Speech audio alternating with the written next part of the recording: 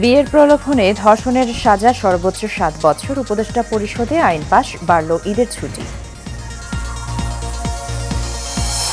ডিসেম্বরের মধ্যেই নির্বাচন চায় বিএনপি, জনসমর্থিত সরকারের সাথে কাজ করবে ইউরোপীয় ইউনিয়ন। বিচারিক আদালতে তারেক রহমানের মামলা শেষ, দেশে ফিরতে আর কোনো বাধা নেই জানালেন আইনজীবী। এবং সব নির্বাচন পর্যবেক্ষক বাতিল হতে পারেন জানালেন কমিশনার আনোয়ারুল। সুষ্ঠু নির্বাচন আয়োজনে প্রতিজ্ঞাবদ্ধ ইসি।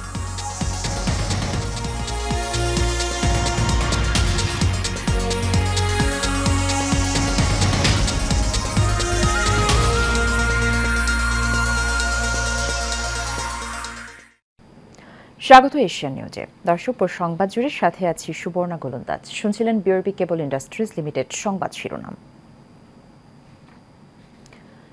বিয়ের আশ্বাসে ধর্ষণের সাজা ৭ বছর রেখে উপদেষ্টা পরিষদে আইন পাশ ও জনসাধারণের সুবিধার্থে ঈদের ছুটি একদিন বাড়ানো হয়েছে।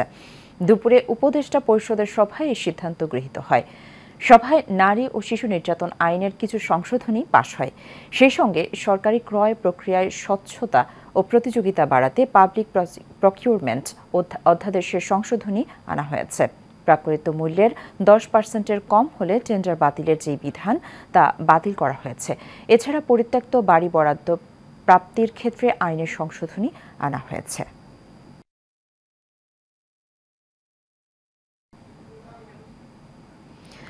চলতি বছরের ডিসেম্বরের মধ্যে বিএনপি নির্বাচন চায় বলে জানিয়েছেন দলটির স্থায়ী কমিটির সদস্য আমির খসরু মাহমুদ চৌধুরী।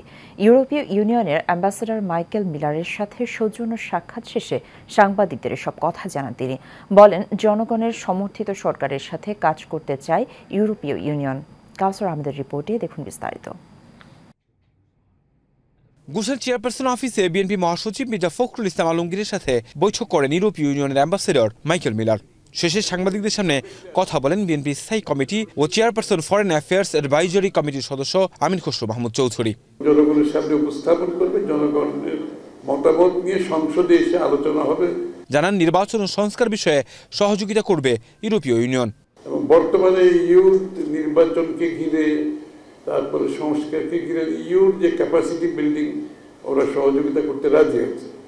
যেখানে বিশেষ করে ইলেকট্রাল প্রসেস থেকে শুরু করে প্রতিষ্ঠানগুলো যেগুলো ভেঙে পড়েছে, এগুলোর সংস্কারের বিষয়ে, এগুলো পরিবর্তন, এগুলোর সঠিক জায়গায় ফিরিয়ে আনার জন্য তাদের সমর্থন, ক্যাপাসিটি বিল্ডিং এর জন্য তারা এগিয়ে আসতে রাজি আছে। বলেন, সবার সিদ্ধান্তে একটি সরকার গঠন হলেও জনগণের সমর্থিত সরকার এখনো প্রতিষ্ঠিত হয়নি। গণতান্ত্রিক অর্ডার যেটার জন্য, সেটা তো এখনো ফিরে আসেনি। তো সেটা না আসলে তো একটা জনগণ সমর্থিত একটি সরকার ব্যতীত কোনো অ্যাডমিনিস্ট্রেশন সেটাকে সাপোর্ট দিয়ে, পুলিশ সাপোর্ট দিয়ে চালানো যায় না। সেটা তো আমরা এখনই লক্ষ্য করছি। তো এই জন্য সবাই মনে করে একটা জনগণের সমর্থিত একটি সরকার, সংসদ, যেটা জনগণের কাছে দায়বদ্ধ থাকবে, সেটা যত তাড়াতাড়ি সম্ভব হলে দেশের অনেকগুলো সমস্যার সমাধান হয়ে যায়। বিএনপির নেতা জানান, রোববার ঐক্যমত্য কমিশনে সংস্কার প্রস্তাব জমা দেবে দলটি। Kawsar Ahmed, Asian television, Dhaka. BNP chairperson Begum Khaleda Zia আগামী এপ্রিলের মাঝামাঝি সময় দেশে ফিরবেন। যুক্তরাজ্য বিএনপির সভাপতি এম.এ. মালেক এসব কথা জানান। লন্ডনের স্থানীয় সময় বুধবার সন্ধ্যায় বেগম খালেদা জিয়ার রোগ মুক্তি কামনায় নোয়াখালী জাতীয়তাবাদী ফোরাম ইউকে আয়োজিত এক ইফতার মাহফিল শেষে সাংবাদিকদের এই তথ্য জানান তিনি। এম.এ. মালেক বলেন, বেগম খালেদা জিয়ার শারীরিক অবস্থা এখন অনেক ভালো। তারেক রহমানের দেশে ফেরার বিষয়ে জানতে চাইলে এম.এ. মালেক স্থানীয় সাংবাদিকদের বলেন, তার দেশে যাওয়ার সময় নিয়ে এখনো নিশ্চিত বলতে পারছি না। খালেদা জিয়ার যাওয়ার কিছুদিন পরে হয়তো তিনি দেশে ফিরবেন।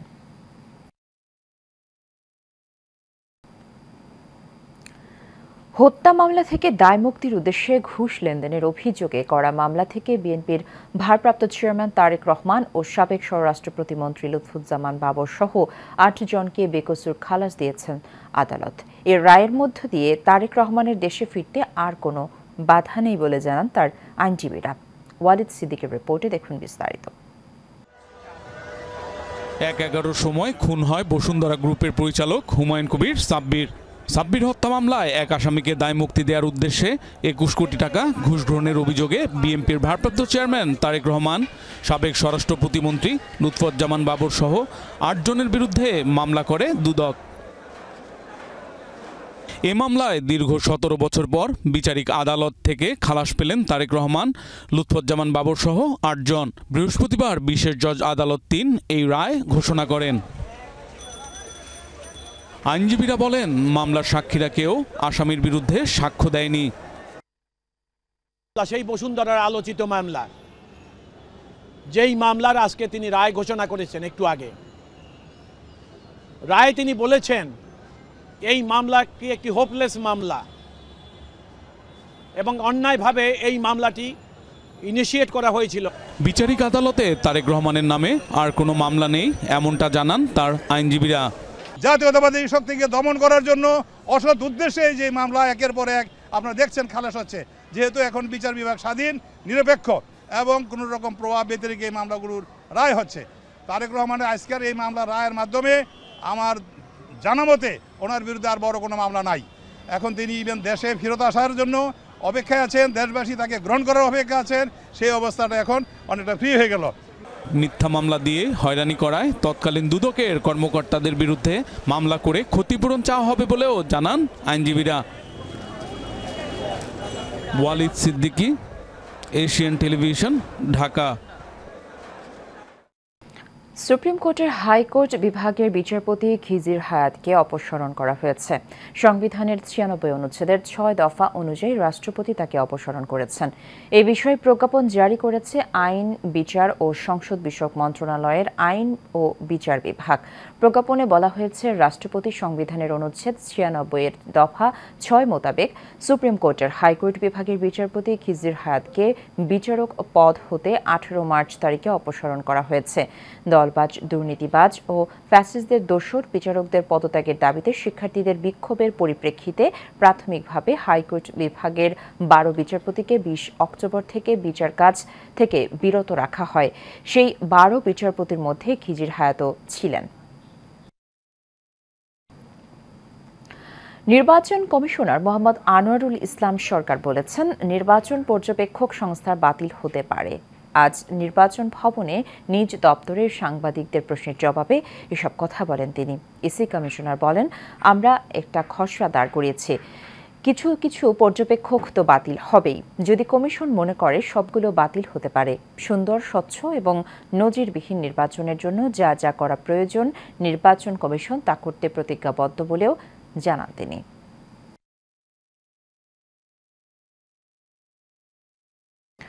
বিএনপির স্থায়ী কমিটির সদস্য সাবেক মন্ত্রী ব্যারিস্টার মওদুদ আহমেদের ৪র্থ মৃত্যুবার্ষিকী উপলক্ষে আলোচনা, দোয়া ও ইফতার মাহফিল হয়েছে। রাজধানীর কাকরাইলে ডিপ্লোমা ইঞ্জিনিয়ার্স ইনস্টিটিউশনে বিবিএন নিউজের উদ্যোগে এই অনুষ্ঠানের আয়োজন করা হয়। অনুষ্ঠানে প্রধান অতিথি ছিলেন বিএনপি চেয়ারপারসনের উপদেষ্টা ব্যারিস্টার মাহবুব উদ্দিন খোকন। প্রধান বক্তা ছিলেন বিএনপির জাতীয় নির্বাহী কমিটির যুগ্ম মহাসচিব অ্যাডভোকেট আব্দুস সালাম আজাদ। অনুষ্ঠানে সভাপতিত্ব করেন বিবিএন নিউজের চেয়ারম্যান শফিকুর রহমান। বাংলাদেশের বিরুদ্ধে ষড়যন্ত্র করে কোনো লাভ হবে না উল্লেখ করে বিএনপি কেন্দ্রীয় ক্রীড়া সম্পাদক ও ঢাকা মহানগর উত্তর বিএনপির আহ্বায়ক আমিনুল হক বলেন, দেশের মানুষ ঐক্যবদ্ধ রয়েছে। বিদেশি প্রভুদের সহযোগিতায় স্বৈরাচার আওয়ামী দোসরদের কোনো ষড়যন্ত্র বাংলাদেশের মানুষের ক্ষতি করতে পারবে না বলেও জানান তিনি। রাজধানীর রূপনগরে ঢাকা মহানগর উত্তর বিএনপির পক্ষে বিএনপির নেতা হাজী মোহাম্মদ রতন মিয়ার আয়োজনে বেগম খালেদা জিয়ার সুস্থতা কামনা, দোয়া ও ইফতার মাহফিলে প্রধান অতিথির বক্তব্যে তিনি এসব কথা বলেন।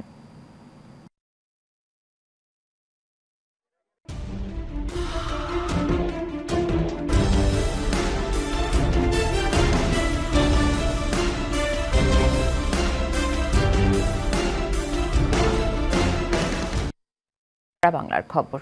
বাগেরহাটের মোল্লাহাটে সজীব নামের এক যুবকের বিরুদ্ধে খাবারে চেতনানাশক দিয়ে বাথরুমে গোপনে ভিডিও ধারণ ও স্বর্ণালংকার চুরি সহ নানান অভিযোগে থানায় মামলা করা হয়েছে। উপজেলার উত্তর কুলিয়া গ্রামে এই ঘটনা ঘটে। ভুক্তভোগী মুকুল মোল্লার অভিযোগ, রাতে তাদের বাথরুমে সজীবের মোবাইল ফোন দেখতে পান তিনি। এতে প্রায় 3 ঘণ্টা ধরে ভিডিও রেকর্ড করা হয়।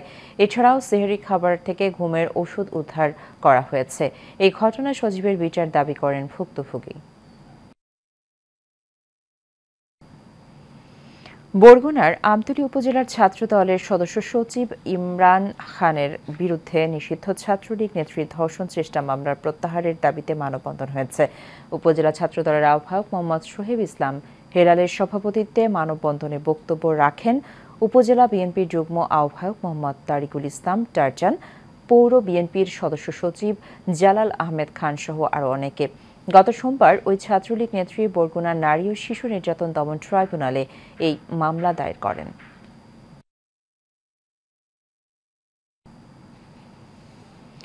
পাবনায় ওলামায়ে কেরাম, রাজনীতিবিদ এবং পেশাজীবীদের সমন্বয়ে আলোচনা সভা ও ইফতার মাহফিলের আয়োজন করে ইসলামী আন্দোলন বাংলাদেশের পাবনা পূর্ব জেলা শাখা। এতে প্রধান অতিথি ছিলেন ইসলামী আন্দোলন বাংলাদেশের কেন্দ্রীয় সাংগঠনিক সম্পাদক মুফতি শেখ মোহাম্মদ নুরুন নবী।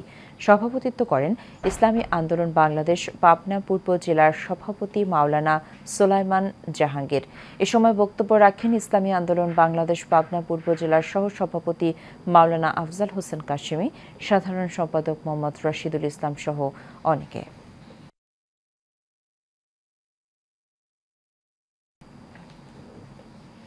জামালপুরে তিস্তা নদী আমার অধিকার, সমস্যা ও প্রতিকার শীর্ষক সংবাদ সম্মেলন হয়েছে। দুপুরে জেলা শিল্পকলা একাডেমিতে এই সংবাদ সম্মেলন হয়। জেলা ছাত্র দলের সাবেক সভাপতি মাহবুবুর রহমান জিলানির সঞ্চালনায় এতে প্রধান আলোচক ছিলেন নদী গবেষক ইঞ্জিনিয়ার এম হাফিজুর রহমান লিটন, মানবাধিকার কর্মী মোহাম্মদ খায়রুল আলম। এ সময় বক্তারা বলেন, বিগত সরকারের নতজানু পররাষ্ট্রনীতির কারণে তিস্তা চুক্তি সম্পাদন সম্ভব হয়নি।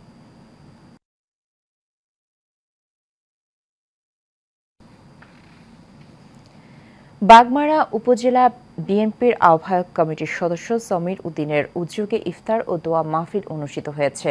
রাজশাহীর বাগমারা উপজেলার জিকরা ইউনিয়নের কুদাপাড়া আহাদিয়া দাখিল মাদ্রাসা মাঠে ইফতার ও দোয়া মাহফিল হয়। বিএনপির আহ্বায়ক কমিটির সদস্য সমীর উদ্দিন এই আয়োজন করেন। অনুষ্ঠানে প্রধান অতিথি ছিলেন বাগমারা উপজেলা বিএনপির সদস্য সচিব অধ্যাপক মোহাম্মদ কামাল হোসেন। বিশেষ অতিথি ছিলেন বাগমারা উপজেলা বিএনপির সাবেক সাধারণ সম্পাদক উপাধ্যক্ষ আব্দুস সোবাহান ও উপজেলা বিএনপির সদস্য শাহিন রেজা।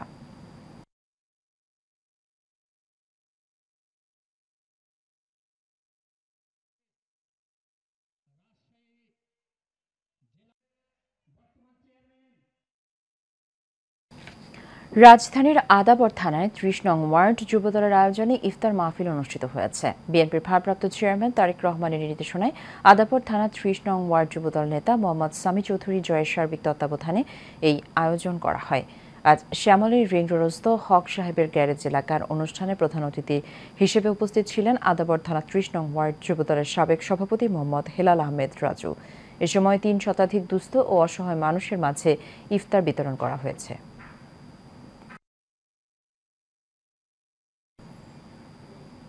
রাজধানীর হোটেল প্যান প্যাসিফিক সোনারগাঁওয়ে association of travel agents of Bangladesh ATAB আয়োজিত ইফতার মাহফিল অনুষ্ঠিত হয়েছে।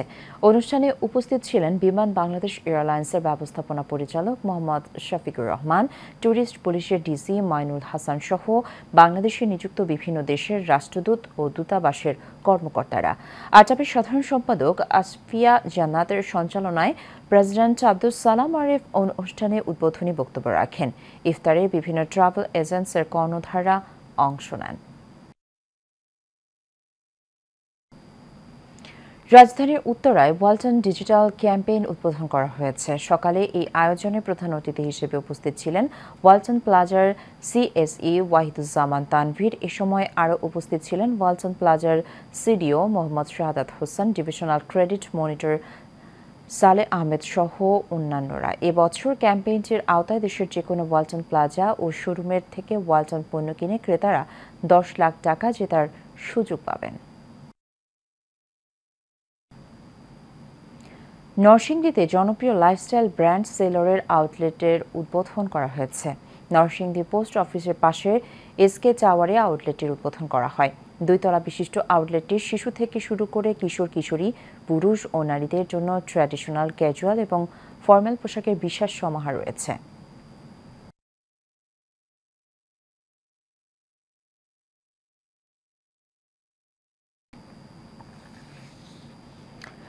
রাজধানীর গুলশানে হাবিব সুপারমার্কেটের 2য় তলায় সনির অফিসিয়াল স্টোর উদ্বোধন হয়েছে।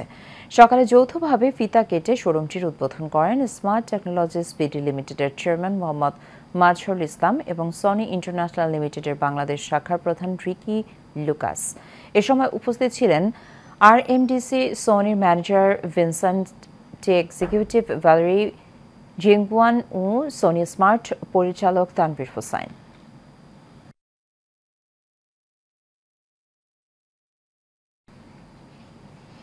টানা 2 বারের অভাবনীয় সাফল্যের পর এবারও পবিত্র রমজানে মাসে বিশেষ মসজিদে পরিচ্ছন্নতা ক্যাম্পেইন পরিচ্ছন্নতায় পবিত্রতা নিয়ে এসেছে জনপ্রিয় জীবাণুনাশক ফ্লোরো সার্ফেস ক্লিনার লাইজল।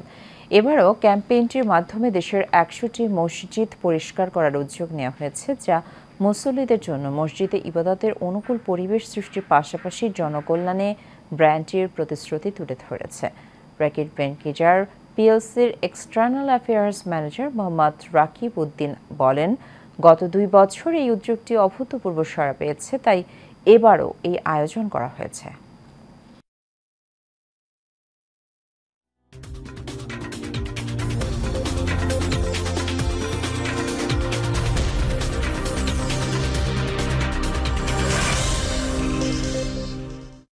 এবারে খেলার খবর। দেশের ফুটবলে গেল কদিনের নতুন উচ্ছ্বাস টের পাওয়া গেল শাহজালাল আন্তর্জাতিক বিমানবন্দরেও। সকাল 9টার ফ্লাইটে বাংলাদেশের জাতীয় দলে উড়াল দিয়েছে ভারতের উদ্দেশ্যে। প্রথমে কলকাতা, সেখান থেকে মাঠ ভেন্যু শিলংয়ে যাবে টিম বাংলাদেশ। গেল কদিনের মতো আজ সকালেও বিমানবন্দরে এদিন আগ্রহের কেন্দ্রবিন্দু হামজা চৌধুরী। হামজাকে নিয়ে বেশ উচ্ছ্বসিত দলের 2 তারকা সোহেল রানা সিনিয়র এবং তপু বর্মন।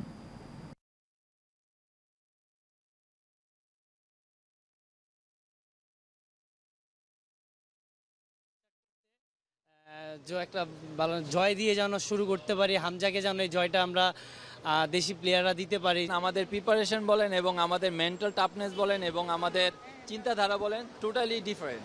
এটাই আমার কাছে মনে হয় বড় ব্যাপার এবং আমাদের চিন্তাভাবনা হলো উইনিং মেন্টালিটি। প্রতিপক্ষ যেই থাকুক না কেন সেটা নিয়ে তো সবসময় একটা প্ল্যানিং থাকেই। এখন এটা যে পার্ট অফ এ গেম, যেটা আপনার একটা ইনজুরি থাকবে। আমি মনে করি যে এটার আমাদের যে প্ল্যান আছে, যে কোচিং যেভাবে প্ল্যান করছে সেই প্ল্যান অনুযায়ী আমাদের খেলার ধরন থাকবে। শেষ করব এশিয়ান নিউজ। তার আগে বিআরপি কেবল ইন্ডাস্ট্রিজ লিমিটেড সংবাদ শিরোনামগুলো জানিয়ে দেব আরও একবার।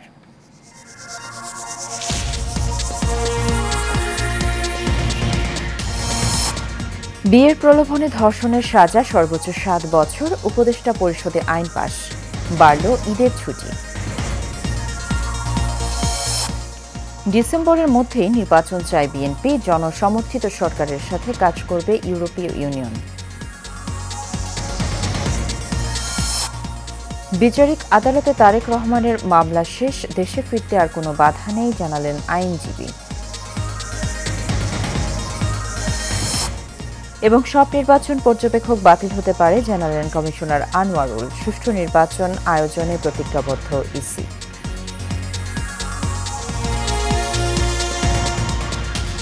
এশিয়ান নিউজ এ পর্যন্তই। আমাদের পরবর্তী সংবাদ দেখার আমন্ত্রণ রইল। ধন্যবাদ সাথে থাকার জন্য।